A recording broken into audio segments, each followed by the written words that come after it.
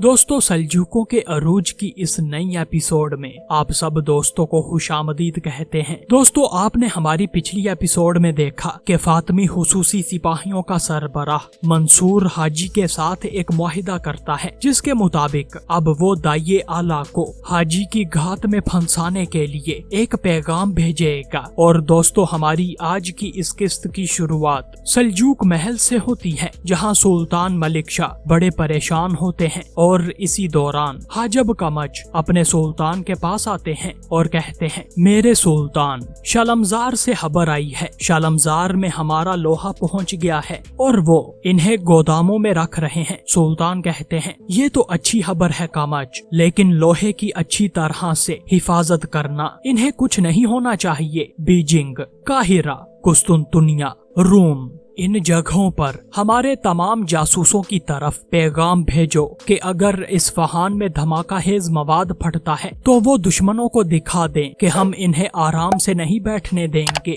हम दाइये आला और धमाकाहेज मवाद मिलने तक सुकून से नहीं बैठेंगे। इसी तरह दुनिया में कोई भी सुकून नहीं कर पाएगा अगर ऐसा होता है। कामच कहता है, जैसे आपका हुक्म मेरे सुल्तान। और फिर दोस्तों, कामच यहाँ से रवाना हो जाता है, जबकि फिर दूसरी जानब हसन सब्बाह दिखाया जाता है, जो कि बहराम से कहता है, मलिक शाह का लोहा पहुंच चुका है, अब क़यामत ढाकर तबाही मचाने का इशारा करने का वक्त आ गया है। तुम सच्चाई के कासद होगे कबूतर, और वो हकीकत ये है कि सैयदुना इन लोगों को जन्नत देता है जो बातनी के मकसद पर यकीन रखते हैं, और जो यकीन नहीं करते इनको जहन्नम रसीद करता है। अब तुम आसमानों की तरफ उड़ जाओ प्यारे कबूतर, और अजीम इमाम को अपने पर छूने दो, फिर जमीन की तरफ वापस आओ और शालमजार पर क़यामत से जहन्नम नाज़िल करने का पैगाम पहुंचाओ। दोस्तों, हसन सब्बाह कबूतर को चूमता है और हवा में इसे छोड़ने लगता है, लेकिन इसी दौरान एक और कबूतर पैगाम लेकर यहाँ पर पहुंच जाता है। बहराम दाई फौरन इस कबूतर के पाँव से मकतूब निकालता है और कहता है, सैयदुना हजरत, ये पैगाम मंसूर की तरफ से आया है।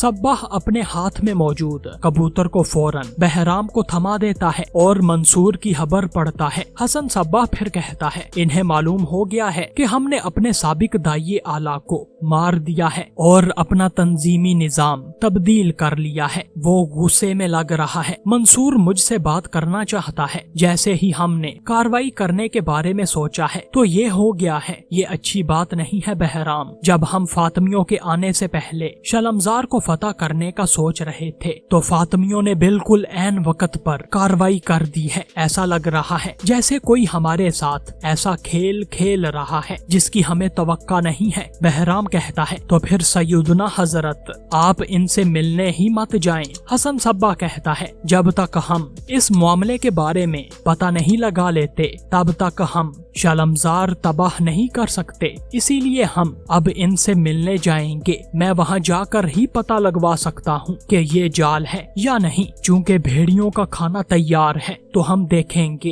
कि कौन भेड़िया है और कौन भेड़ है। फिर दोस्तों, दूसरी जानब जंगल में हाजी दिखाए जाते हैं और मलिक तापार इस दौरान वजीर आजम से कहते हैं, हमें धमाकाहेज मवाद के बारे में अभी भी कुछ भी मालूम नहीं हुआ है। हमें इस मामले को कोई भी तबाही होने से पहले निपटाना होगा। संजार फिर कहता है, अरसलान ताश की तरफ से भी कोई खबर नहीं आई है। कौन जानता है कि वो इसके साथ क्या कर रहे होंगे। जब हमें दाइये आला मिल जाएगा तो हम उसे और धमाकाहेज तेज मवाद दोनों को ढूंढ लेंगे इंशाअल्लाह। मलिक तापार कहता है अगर वो नहीं आता तो फिर क्या होगा? सांजार कहता है वो ये खतरा मोल नहीं लेगा जिसमें फातिमी मुलव्वस है, इसे किसी भी जाल में नहीं फंसना है। और लोहे वाला मास्क एक अहम मालूमात थी जो साबित ने हमें बताई थी। अगर हमने किसी शख्स को लोहे वाला मास्क पहने हुए देख लिया तो समझ जाना वही दाई आला है, लेकिन फिर भी हमें मोहतात रहने की जरूरत है। अगर कुछ भी होता है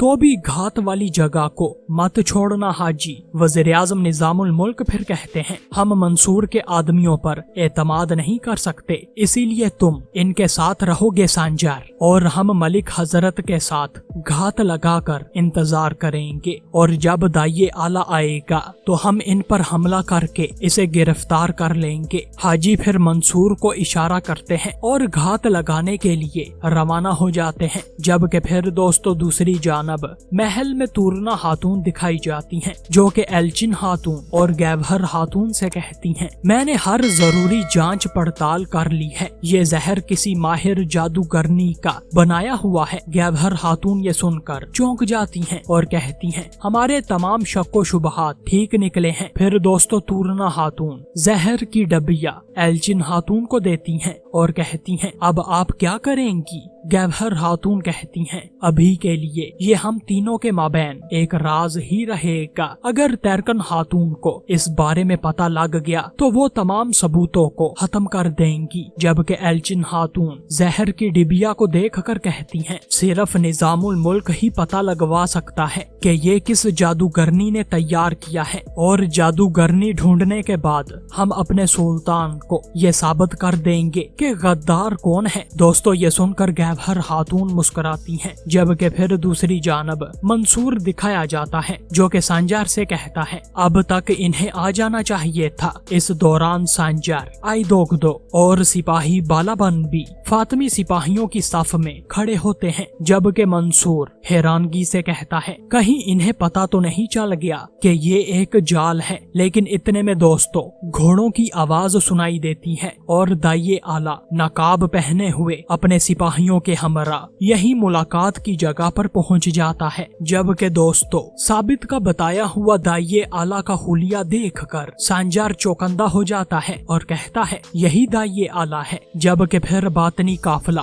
मंसूर के फौजी दस्ते के पास आता है और दूर छुपा मलिक तापार हाजी से कहता है देखो वो कैसे भेस में आया है। जबकि वजीर आजम निजामुल मुल्क कहते हैं ये वही वाला मास्क है जिसके बारे में सांजार ने बताया था, यही इनका नया दाई आला है। हम आहिस्ता आहिस्ता करीब जाएंगे और जैसे ही हम तैयार होंगे हमला कर देंगे। चलो दोस्तों बातनी दाई आला मंसूर के नजदीक आता है और सांजार इस दौरान बातनी दाई आला को गौर से देखता है। और फिर मंसूर भी आगे आता है और कहता है अच्छा तो तुमने हमारी इजाजत के बगैर साबिक दाई आला को मार कर इसकी जगह खुद को दाई आला बना लिया है। हमारे नए खलीफा की अतात की बजाय तुम इस मसले के बारे में बात करना चाहते हो तो तुम हमारे नए खलीफा को कबूल नहीं करते, लेकिन अब तुम जवाब भी नहीं दे रहे हो। दोस्तों बातनी दाई आला मंसूर की किसी बात का कोई जवाब नहीं देता। जबकि मंसूर कहता है ऐसे लगता है कि तुम हमारे साथ अपने ताल्लुकात मुनक़ता करना चाहते हो। जैसा कि तुम जानते हो जब ताल्लुकात काट दिए जाते हैं तो इसके साथ सर भी कटते हैं, लेकिन तुम्हारे सर काटने वाले हम नहीं होंगे बल्कि कोई दूसरे होंगे। इतने में दोस्तों वजीर आजम निजामुल मुल्क दूर से आवाज लगाते हैं हमला करो बहादुरों। और फिर दोस्तों चारों अतराफ से बातनियों पर हमला होता है और एक एक करके बातनी मरते जाते हैं। जबकि सांजार फौरन दाई आला की गर्दन पर अपनी तलवार रख देता है। इतने में वजीर आजम निजामुल मुल्क मलिक तापार के हमरा बातनियों को हलाक करते हुए फौरन दाई आला की तरफ आते हैं और इस वक्त तक सारे बातनी हलाक हो जाते हैं। फिर दोस्तों वजीर आजम निजामुल मुल्क दाई आला से कहते हैं अब नकाब उतारने का वक्त आ गया है। मलिक तापार और सांजार इस दौरान बड़े ही हैरान होते ڈھونڈتے ہیں کہ اس نقاب کے نیچے کون ہے، لیکن جب دوستوں نظام الملک دائیے اعلیٰ کا نقاب اتارتے ہیں تو اس کے نیچے خصوصی سپاہی ارسلان تاش ہوتا ہے، جسے دیکھ کر سانجار کے منہ سے ارسلان تاش کا نام نکلتا ہے، جبکہ ملک تاپار، وزیر اعظم نظام الملک اور باقی سارے خصوصی سپاہی چونک جاتے ہیں، جبکہ ادھر ارسلان تاش کہتا ہے انتقام کا وقت آ گیا ہے نظام الملک۔ پھر دوستو ارسلان تاش فوراً خنجر نکال کر وزیر اعظم نظام الملک کے پیٹ میں گھسیڑ دیتا ہے، جبکہ حاجی درد سے کراہتے ہوئے کہتے ہیں ایسے کیوں کیا بیٹا؟ اس دوران سارے خصوصی سپاہی اور ملک تاپار یہ دیکھ کر سکتے میں چلے جاتے ہیں، جبکہ ارسلان تاش وزیر اعظم سے کہتا ہے اپنے خاندان کے لیے۔ ارسلان تاش پھر دوبارہ انتقام کی آگ اپنے دل میں لیے خنجر نکالتا ہے اور دوبارہ حاجی کو مارنے ہی لگتا ہے، لیکن سانجار اس کا بازو پکڑ کر فوراً اسے مکہ مارتا ہے اور پرے دھکیلتا ہے۔ پھر دوستو سانجار فوراً وزیر اعظم نظام الملک کو سہارا دیتا ہے، لیکن اتنے میں حاجی زمین پر گر جاتے ہیں۔ سانجار کہتا ہے حوصلہ رکھیں حاجی، حوصلہ رکھیں، جبکہ حاجی کی آنکھیں اس دوران بند ہو جاتی ہیں۔ اتنے میں دوستو ملک تاپار آگے بڑھنے والے ارسلان تاش کو فوراً پکڑتا ہے اور اس کی گردن پر تلوار رکھ کر کہتا ہے تم نے اپنے آپ کو باطنیوں کے سامنے بیچ دیا ہے، غدار، تم اس کی قیمت اپنی زندگی سے چکاؤ گے۔ جبکہ پھر دوستو دور کھڑا بہرام اور حسن صباح دکھائے جاتے ہیں۔ بہرام اس دوران کہتا ہے تو وہ دھماکہ خیز مواد روکنے کے لیے آپ کو پکڑنا چاہتے تھے۔ حسن صباح کہتا ہے میں نے ارسلان تاش کو دانے کے طور پر ان کے سامنے پھینکا تھا تاکہ بھیڑیے ظاہر ہو سکیں، اور انہوں نے دانا نگل لیا ہے۔ میں نے شلمزار کی طرف اشارہ بھیج دیا ہے، آج قیامت ڈھانے کا دن ہے۔ پھر دوستو دوسری جانب شلمزار دکھایا جاتا ہے، جہاں بارودی ڈرم پھٹ جاتے ہیں اور شلمزار میں ہر طرف دھماکوں کی آواز سنائی دیتی ہے۔ لیکن دوستو اس وقت دوسری جانب حسن صباح کے فدائی جنگل میں چاروں اطراف سے نمودار ہوتے ہیں اور ملک تاپار سمیت خصوصی سپاہیوں کو چاروں اطراف سے گھیر لیتے ہیں، اور یہ دیکھ کر سانجار اور ملک تاپار سکتے میں چلے جاتے ہیں۔ جبکہ پھر ایک باطنی کمانڈر کہتا ہے تم سب کو آج ہم جہنم رسید کر دیں گے، جبکہ دور کھڑا حسن صباح یہ دیکھ کر مسکراتا ہے اور سلجوق محافظ، خصوصی سپاہی سانجار اور ملک تاپار زخمی ہوئے وزیر اعظم کے ہمراہ بری طرح سے باطنیوں میں پھنس جاتے ہیں۔ اور دوستو یہیں ہماری آج کی اس قسط کا اختتام ہوتا ہے۔